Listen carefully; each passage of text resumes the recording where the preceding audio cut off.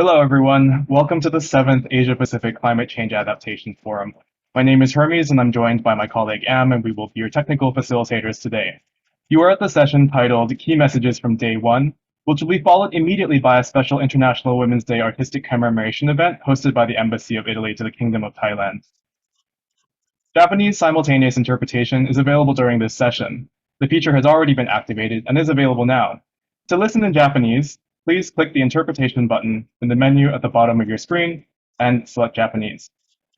We'd like to let you know that this meeting will be recorded for documentation purposes, and the chat box is available in case you have any perspectives you'd like to share, or if you need to reach out to me for technical assistance. For those of you just joining us, you are at the session titled Key Messages from Day 1. We are ready to get started, so I will now pass the floor to Mozaharul Alam, who many people know as Babu. He is the head of knowledge management and scientific affairs of the Asia-Pacific Network for Global Change Research. Babu, the floor is yours. Thank you, Hermes. Thank you, dear participants, partners, and colleagues. It's my pleasure to welcome you for the session on the Day 1 key messages. I will be inviting the stream leads who actually facilitated the technical session and the discussion. Before I will go to the session leads to share the key messages, I will be also sharing the key messages came out during the high level, the opening plenary, as well as the plenary session on the governance. So let me begin by providing you a combined summary and key messages came out from the high level opening plenary and the climate governance plenary. We have captured 5 key messages, and let me start with the first one, which is the climate crisis. That's the key word we have heard both in the high level opening and the plenary on the climate governance. And the message is we are in climate crisis and need to act now. A stronger and uncompromised commitment along with necessary acts and the legislation to enable implementation of the Paris Agreement, including planning and implementation of adaptation action are key. Bottom line is availability of finance to implement the climate action plan. And we need to empower local government to do the adaptation action on the ground. The second message is engagement of youth. 2021 has been recognized as year of make or break. For youth, break is not an option. Youths are supporting actions and addressing climate issues, and a lot to learn from youth. Third message came from the 2 sessions. The third one is the nature-based solution. Nature is important in addressing climate change. Many countries in the Asia-Pacific region have mentioned the nature-based solution in their nationally determined contribution to Paris Agreement. This is an important first step, but implementation requires support. The fourth message came from the 2 sessions is innovation. Asia-Pacific region has been demonstrating several innovations in past as well as currently demonstrating. Example of the SPONSI series approach to address the climate change among many others. And these are encouraging sign in Asia and has the potential to scale up. The 5th message came as a partnership. And the partnership and the knowledge exchange has been suggested as one of the 3 step chains to support adaptation effort and building resilience. So those are the 5 messages came from the 2 the plenary sessions that we have organized. Now, it's my pleasure to invite our partners, Raphael, who is the Senior Program Coordinator, Water and Wetland, the IUCN, the Asia Regional Office, to share the key messages on the nature-based solution and how the governance is enabling the resilience in the nature-based solution. Over to you, Raphael. Thank you, Babu, for those 5 inspiring messages, and I think we'll find some of those as well in the sessions. So I had the pleasure indeed to help facilitating the session on fostering inclusive and cross-sectoral governance processes for nature-based solution for resilience. And we had a number of very inspiring speakers, starting with a representative from the Ministry of Environment of Japan, then the International Center for Climate Change Adaptation in Bangladesh, UNDRR speaking about coherence, and a very interesting panel with 4 representatives, one from the Ministry of Waterways and Environment from Fiji, the Executive Director of Center for Indigenous Peoples Research and Development, and the Secretary General Office for the National Water Resource in Thailand, and then Knowledge Management and Communication Advisor at the Pacific Reach to Reef Program, as well based in the Pacific. So I think this was a very interesting session where partners and participants really echoed each other around what are the next steps to really upscale the implementation of nature-based solution. We started by a statement that nature-based solution should be a pillar of development currently, but also the statement that is still very much limited to the environmental world, and we even heard the environmental ghetto, and that we need really to go across this environmental framework and really mainstream nature-based solution at scale. So nature-based solution is not new in essence. It was implemented for a long time through the various names: forest landscape restoration, ecosystem-based adaptation. So really the terms are changing. Our understanding of nature-based solution is also evolving, but things have been really in practice on the field for quite a long time, including with the leadership of local communities and indigenous groups that are practicing nature-based solution as a way for local development. So what is needed is really a transformation, upscaling nature-based solution, and moving this idea of moving it from environmental sector and pilot project to really something that acts as one of the pillars of development. So transformation across sector. We heard from Dr. Salim the need to reach out to new sectors, ministries in charge for finance, for investment, for transportation, urban development, and really mainstream nature-based solution through those sectors. Mainstreaming also with the banks and the non-traditional development partners when we talk about nature. Also transformation across frameworks. We had an interesting review from UNDRR on the coherence between, for example, the frameworks on disaster risk reduction and the framework on climate change adaptation, and looking at the fact that coherence is not there all the time. When it is, it's incidental, and nature-based solution can be a bit the cement between all those frameworks because it calls to cross-cutting and cross-sector experience. So it's a trigger for this coherence and can really help with strengthening the coherence of policies and national and global framework. Transformation needed also across levels. We had the experience from Thailand, really working from basin level with communities, implementing EBA measures, and working with river basin organization then to move to the national level and translate this experience into a national guidebook on EBA, and also an EBA code of practice to reach out to engineers so they have their portfolio of gray options, but they also understand and have the options on green infrastructure and nature-based solutions. So that was a very interesting point. Transformation across people, the importance to have a rights-based approach when we implement a nature-based solution. Nature-based solutions are about managing and conserving the ecosystems.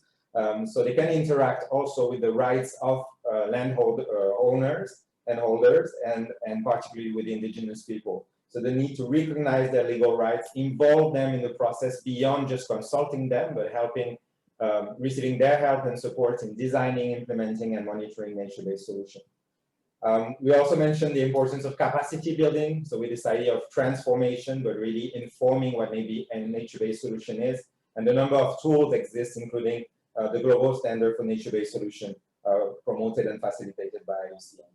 And finally, we also agree that in those difficult times of COVID and trying to find a way to recover from the impact, social and economic and others of this pandemic, the idea of the green recovery was really something to mainstream to really manage to get this transformation. A lot of investment are planned on how to recover from the pandemic, and it's the time to activate also those investments on nature, so nature give us back and support a more resilient economy. So that will be it from my side, and happy to develop further if needed. Thank you. Thank you, Raphael. Now it's my pleasure to invite Nicole Anschell, the Research Associate of the Stockholm Environment Institute in Asia office, who will be providing the key messages under the inclusive resilience. Nicole, over to you. Thank you so much, Babu. So today in the Inclusive Resilience stream, we had a really exciting session called Envisioning Resilient and Inclusive Futures for Asia and the Pacific, and the role of policy and climate governance in securing more inclusive resilience practices. And so in this session, we really tried to talk about power and how we as individuals and in our organizations and in our kind of broader roles in society, how much power we have in shaping inclusive resilience and how inclusive climate change adaptation can be. And so we had speakers from civil society, from Mercy Corps, the Northeast Slow Food and Agrobiodiversity Society, the Pacific Islands Association of Non-Governmental Organizations, and Oxfam, as well as my own research organization, the Stockholm Environment Institute, and then we had an appearance from His Excellency Mohammed Nasheed, the former president of the Maldives. So to really give a full, well-rounded idea of what we're doing on the ground and also what's happening at policy levels. So we aimed to kind of think more creatively and optimistically about what the future of inclusive resilience might look like. And so we came up with these 3 messages. So the first of which is resilience is not a technocratic managerial approach, but needs to start from the people's experience, and a fundamental change is required to transform new political spaces to address risk and inequity and achieve equitable resilience. The second one was that there's a need to open up more political spaces for people that didn't have access to these political spaces previously, and in a way that they can engage with existing structures. Political capabilities happens when marginalized people gain full and equal access and partnership in political spaces. And finally, social equity needs to be positioned at the center of our resilience action. And in doing so, policymakers and practitioners and individuals like ourselves have to ensure that the resilience of one person, community, or country doesn't come at the expense of others. So we're excited for a week to keep talking about these different themes and see what kind of actions we get by the end. So back to you. Thank you, Nicole, for sharing the key messages. Now it's my pleasure to invite Linda Stevenson, who is the head of the knowledge management and the scientific affairs and the deputy head of the development and institutional affairs, the Asia Pacific Network for the Global Change Research, APAN. Linda, over to you. Thanks, Babu. Thanks, everyone. We had a really interesting session, and the only way I could really summarize it is by giving a PowerPoint presentation, so excuse me for this. The title of our session was Linking Adaptation and Mitigation. We looked at the role of national adaptation plan processes in NDC implementation towards climate action for inclusive and enhanced local resilience in South and Southeast Asia. We had a really interactive session. We used Mentimeter.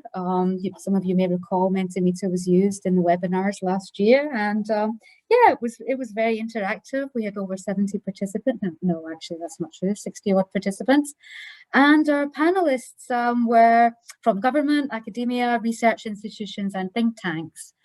And some of our key messages. Let me just put this into PowerPoint mode. Excuse me. There we go.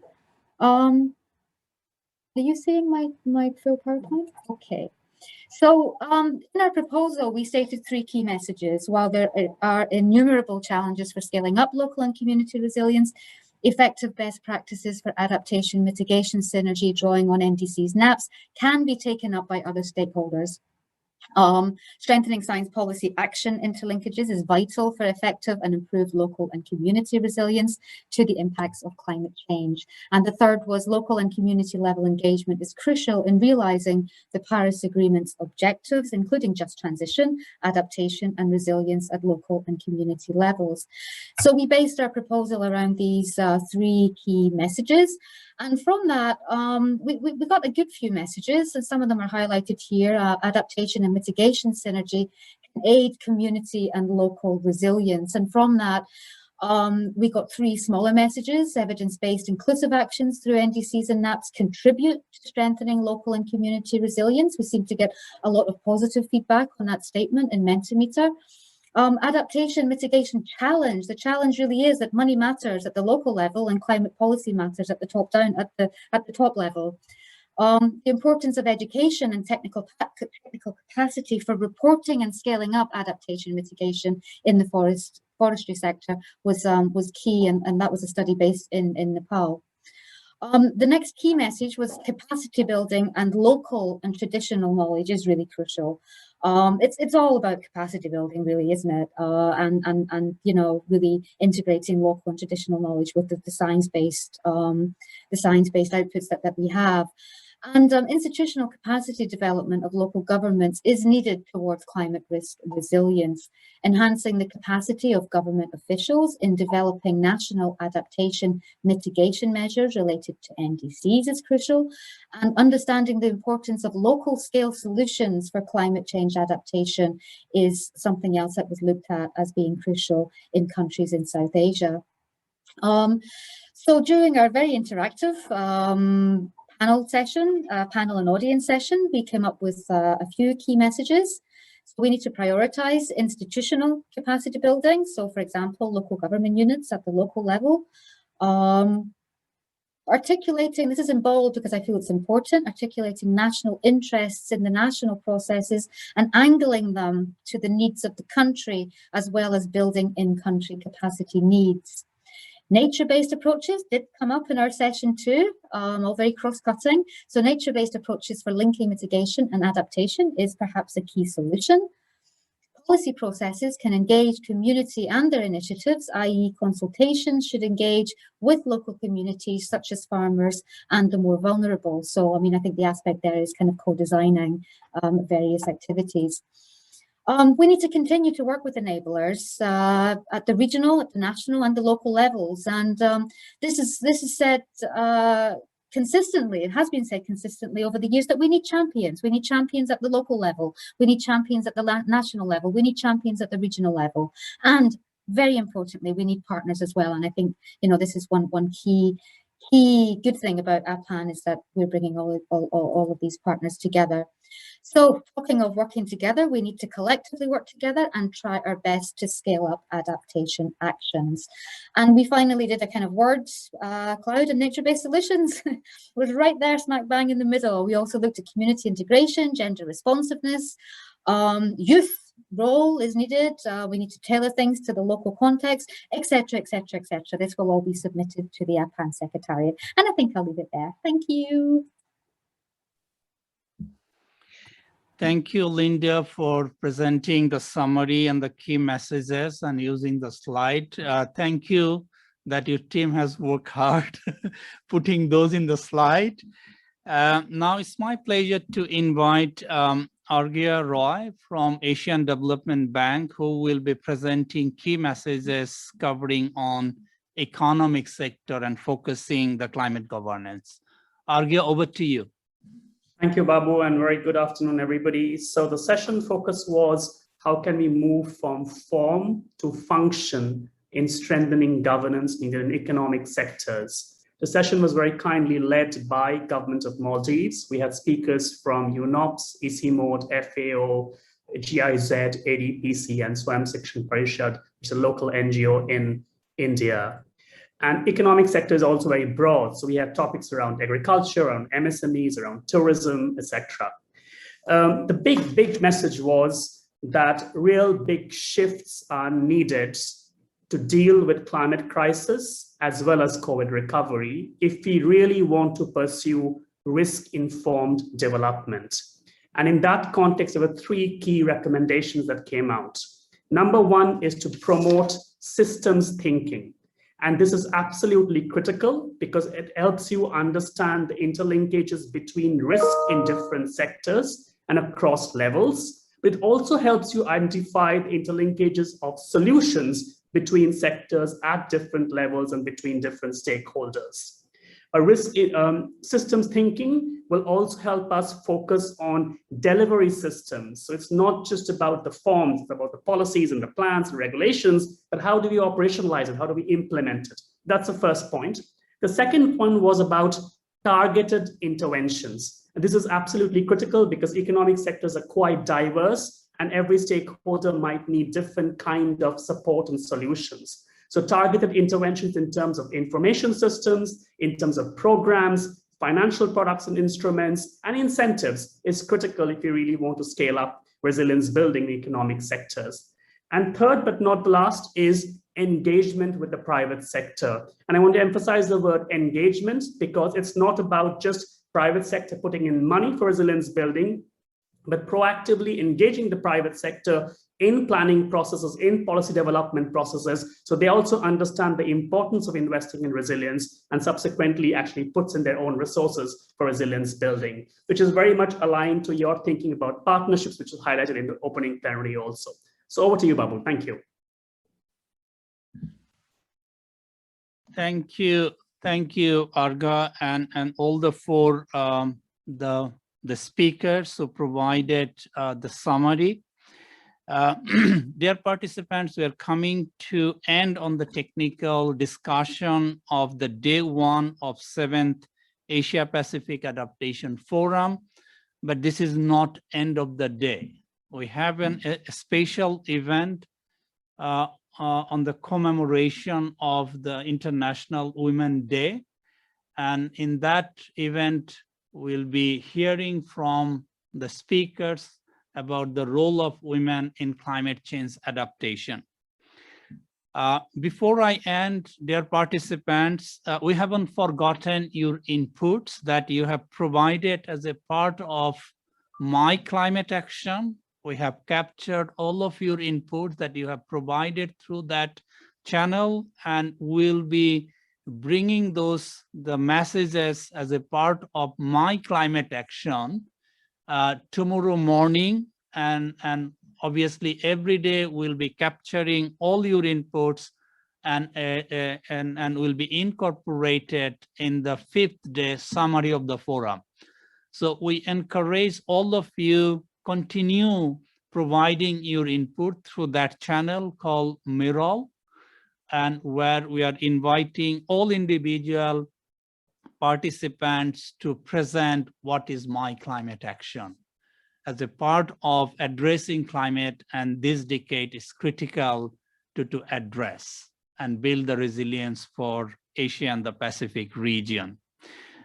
With that, I'd like to invite you, please don't leave us, please join in the special event. In about 18 minutes from now, we'll be begin that session at 4:30 Bangkok time.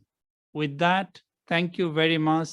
Over to you, Hermes, and thank you once again, and looking forward for the fruitful discussion in the remaining 4 days of the forum.